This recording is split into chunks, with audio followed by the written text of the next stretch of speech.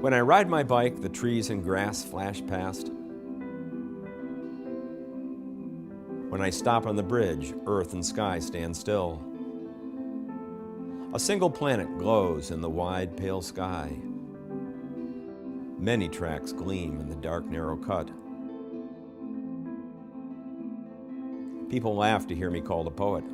When I name myself a scientist, they pretend to cry. Scribbling, scratching, what am I?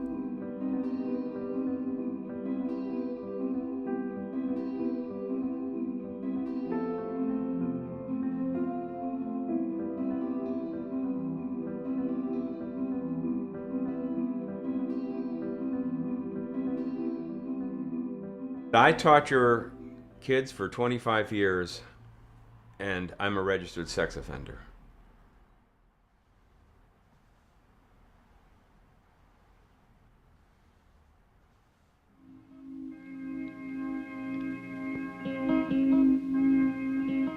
Man is a mobile creature.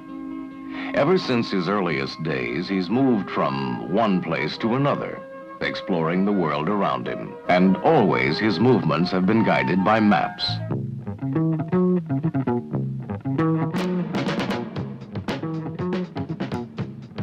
The scale, the legend, all of that stuff, they're authority trappings. They're like badges on a cop. Say, I am a serious cartographic document and you're to take me seriously.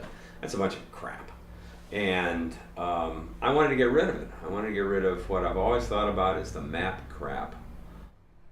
So I ended up in Raleigh because I was invited to come down and teach at the School of Design. I'm a geographer, and I thought, I know something about maps, and mapping is an interesting way of getting to know the landscape. And so I thought, oh, okay, why don't we find a neighborhood around the university and we'll just map the neighborhood.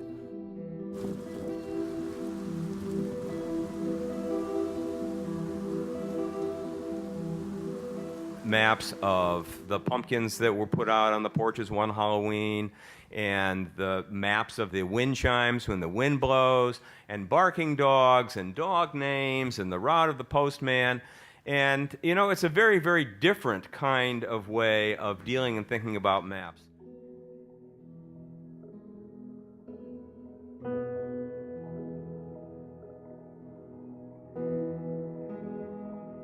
Dennis, if most maps organized around something which had to be done or some purpose that people needed a map for, it seems to me that the maps that you're describing are about something very different.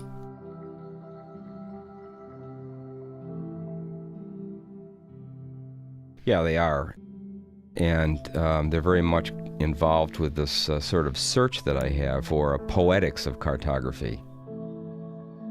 I live in this dream of maps.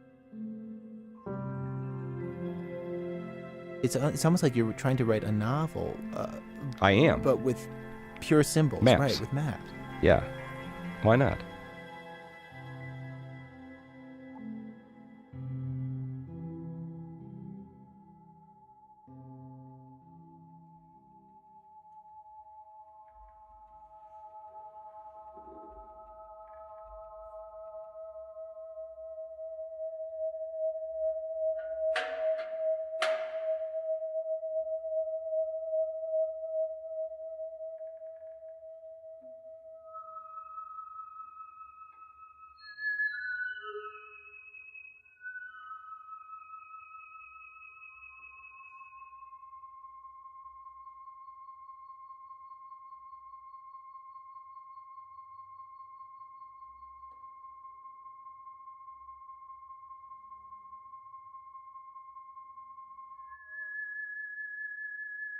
Basically, it's about screening your behavior from the normative eye.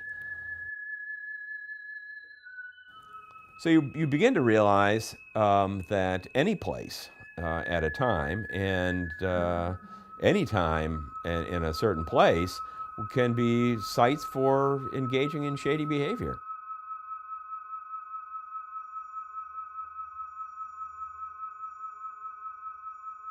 But once you start thinking about it, it's like, holy God, yes, of course. And then what people really want to think about is their own shady behavior that they feel complicated about.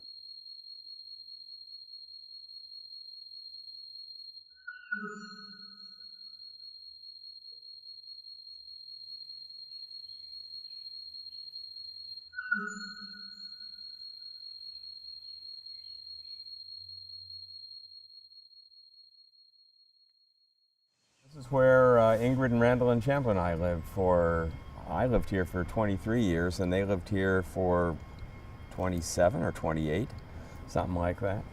And I thought I was going to die here. But that's not quite what happened.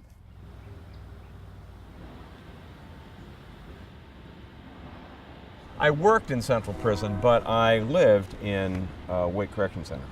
So the printing plant was just down this railroad track here, and it's gone. The building's been taken down.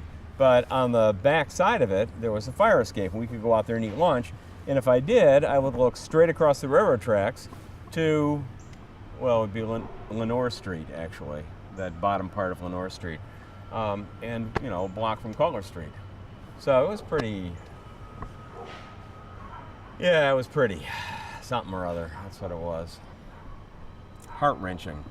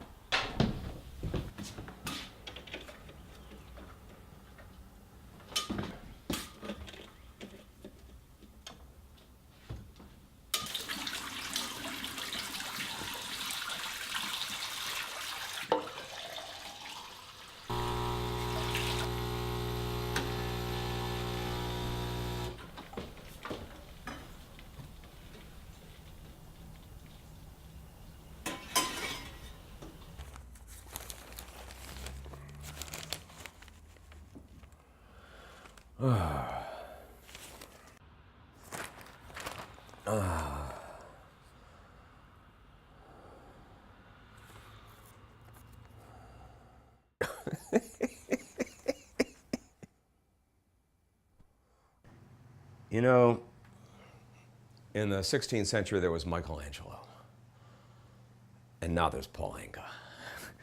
And that's not exactly right, but it's about the this has been played a lot. Young and you're so old. You know this song. I can't believe you don't know this song. What they say. People are hopeless. I don't know what it was about this guy. As the birds up in the trees. Oh, come on, it's a terrific song. Please stay with me, Diana.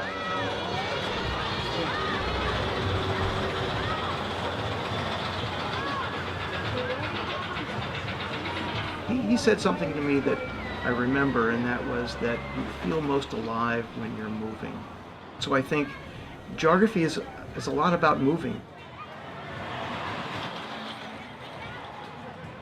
It's such a refreshing change to have an intellectual who's accessible.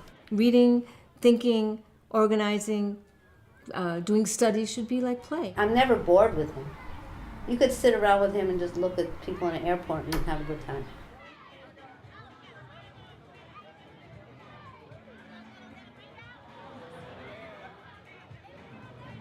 And in a way, I think Dennis is 5.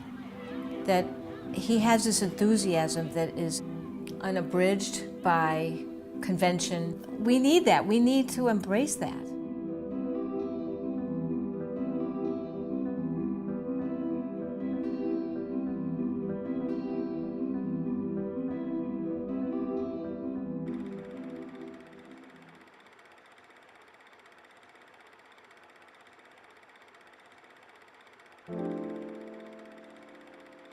He always seemed like a bit of an outsider looking in, and I think that's how people cast him, as this very critical, almost iconoclast.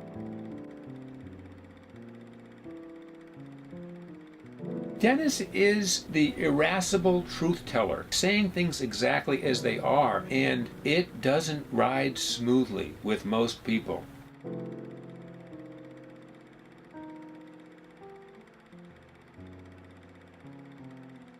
My two brothers and I are raised with a, willingness to disregard codes and rules and laws. We're all felons at this point. So my dad raised 3 felons. Yeah, he would have been proud, I think. Miles Davis's Kind of Blue, which was maybe the only record that all 4 of us, i.e. my 2 brothers and I and Jasper, had.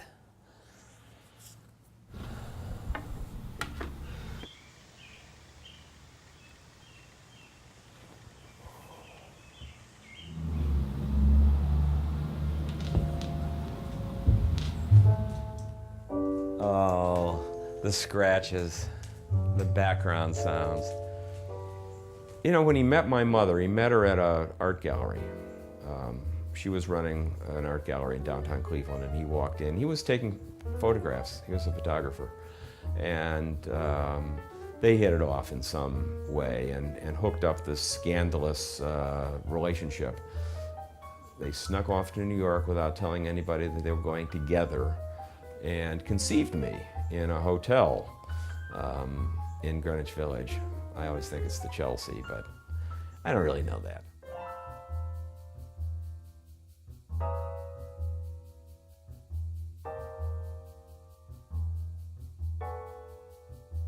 My dad was an anarchist, except at the dinner table.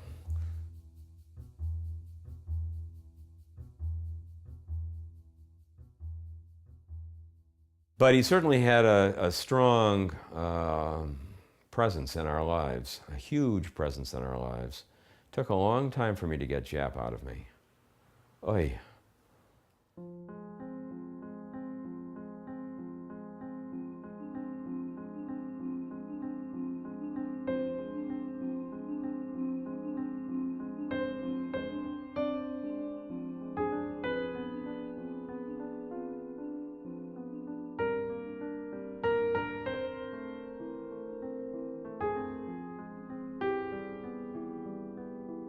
What this artist did was draw a line on a piece of paper with a pen. The ant approaches this line and walks up to it and turns around, and walks up to it and turns around, and walks up to it and turns around, and wanders around and around and around inside this line. In the end, it will walk out of the line. It will cross the line.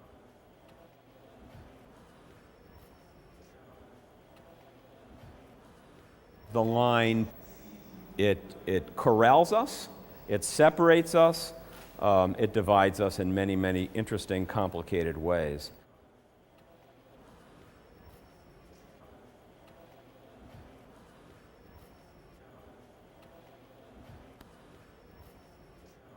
Well, the first thing that happens is they put this other guy into my holding room. You that professor dude. And I'm like, whoa. What do you mean I'm that professor dude? You were all over television. You had sex with this kid, and these bars come down and slam down on you? And I was like, what? You didn't see it on television? I don't have a television. You don't have a television? Man, what you do? And then we started talking about television. How to think about Wake Correctional Center. Well, Wake Correctional Center, you enter at the gate. This was exploration. This was what geographers are made to do. To go into an environment and suss it out. And I was doing that, and I liked the guys I was locked up with. What's up, Professor? That's what they all called me, Professor. Hey, Professor. And I had a good time in prison. I don't want to go back.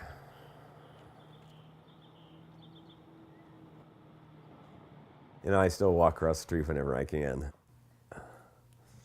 Whatever that street might be.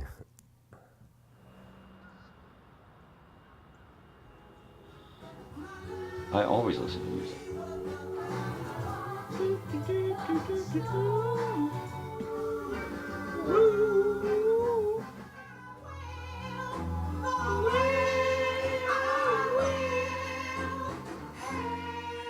few months after Glass, I got an invitation from a museum at Skidmore College to show some of my maps as art. And it hasn't stopped since then. It's been one invitation after another to show the maps or to talk about the maps or to map. I thought the maps were going to sleep, but the maps woke up in a big way with that radio broadcast.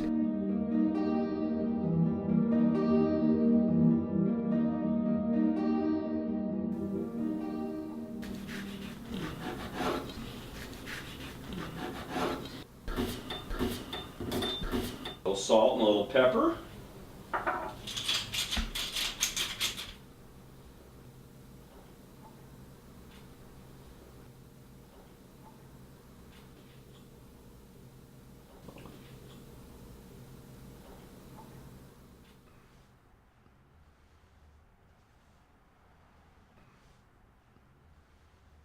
I have no idea, frankly, how it happened.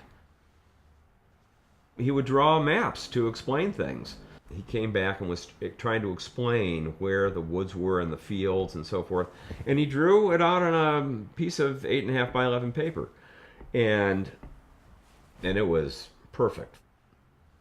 Kelly was a neighborhood kid. So he hung around with Randall and Chandler. But the reality was Kelly wasn't, dressing appropriately, wasn't eating meals. He was really, really struggling. And I started helping him with his homework, helping him more and more. And, by the time they start high school, Kelly is doing all his homework. He's coming straight to our house from school. He's doing homework all afternoon. He's having dinner with us, finishing his homework, and he's going down and sleeping at his dad's house. And when his dad decides to sell the house, which he does when Kelly is in his first year in high school, Kelly moves in with us. Sleeps on the floor in my office.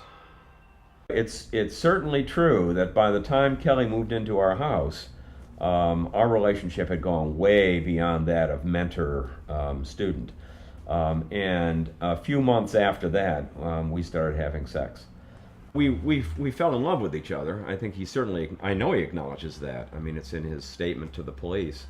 I mean, I obviously broke the law, and I knew I was breaking the law all along. I knew I was breaking the law because I knew what the law was. But I was raised by an anarchist who had no time for law. The whole idea of law was not something that Jasper ever allowed to be taken seriously while I was growing up. And I certainly, agree with him, always have. Laws are horrible things by and large.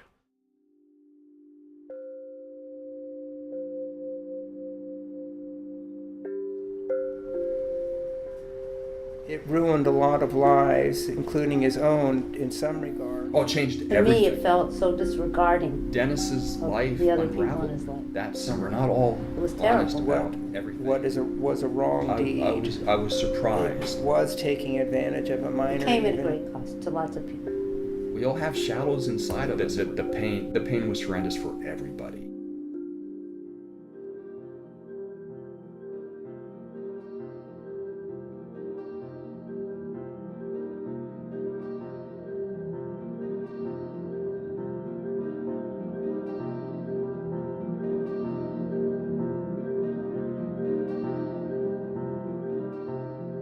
I don't know how other people were reacting to me, but I certainly had the sense that I was being consumed as an unacceptable person. I said, I would like to put myself on display. And they said, okay. So I just sat there as myself on display.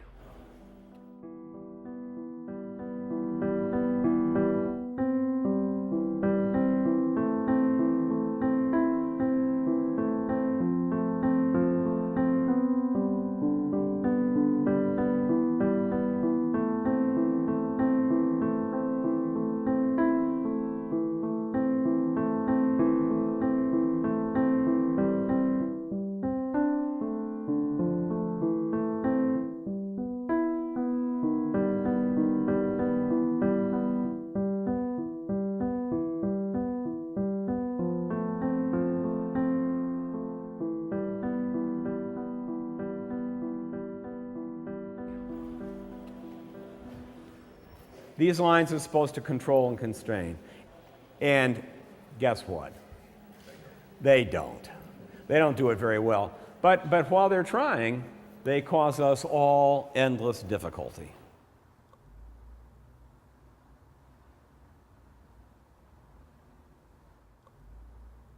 Whoa, whoa, whoa, whoa. Whoa, whoa.